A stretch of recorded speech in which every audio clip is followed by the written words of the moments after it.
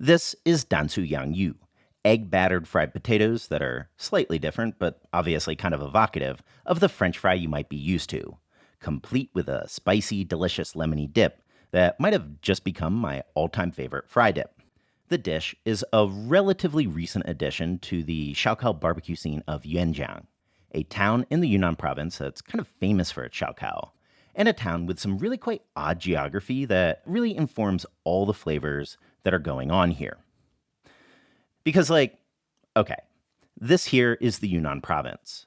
But for a province this rugged, a topographical map is going to be a lot more useful. Everything is split down the middle by the Henduang Range, which was an infamously treacherous and barely navigable chain that historically divided the province into three distinct trading networks. But the town of Yuanjiang, it's not in the south, it's not in the west, and it's definitely not on the Yunnan Plateau. It's smack dab inside of the canyon. And so the climate is pretty much nothing like its neighboring cities. The hot, muggy Southeast Asian air sweeps right up the Red River. It's hot here.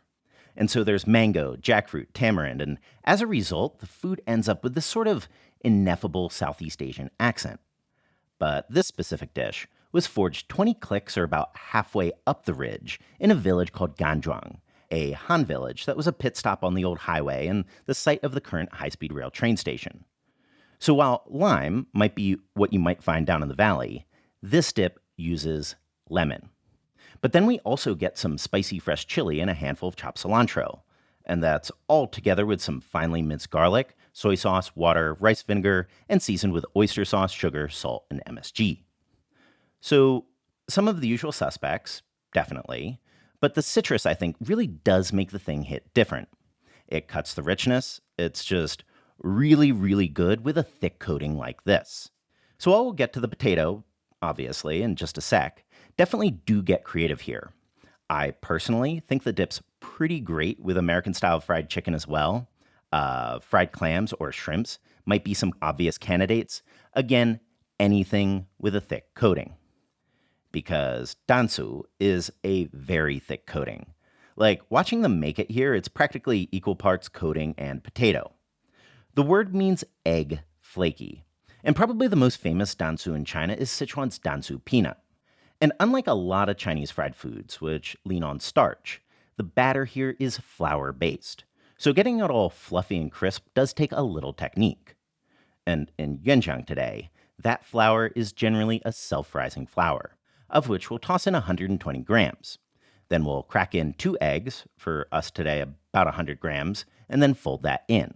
It's going to feel dry. You'll need to add a little bit of water to get it to come together, but do be careful not to overmix. We added 3 tablespoons to get something that looks a bit like this. You might need to add a little more or a little less.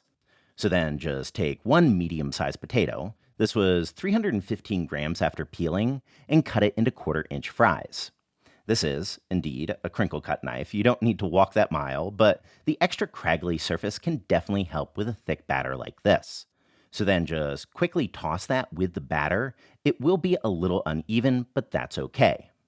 And then to deep fry that, to a wok of 180 centigrade oil, we'll be tossing all of this in, excess batter and all, because it's this bit that's really quite critical.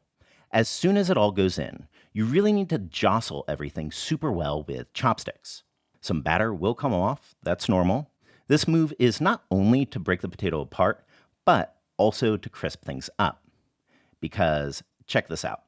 This here is the batter, just the batter, and this is what happens if you just drop it right in. But if we jostled the mix with chopsticks, you can see air is incorporated and it ends up much lighter and crispier. So do go at it and do the same move after about 30 seconds, and then just let that fry at about 150 and change for 4 more minutes, or until the oil temp begins to creep up back to 180. Then take it out, drain it on some paper towels, and then this is ready for some delicious lemony dip. So Yuanjiang is a very special place. It has lots of amazing food. Besides this dish that we feel like we have to share with you guys immediately right after we had it, there's also something like tamarind cold rice noodles, beef jerky and egg noodles, and then sizzling oil noodles. And we'll do all that in the future, but in the meantime, enjoy this one. So right, check out the recipe in the description box. A big thank you for everyone that's supporting us on Patreon, and of course, subscribe for more Chinese cooking videos.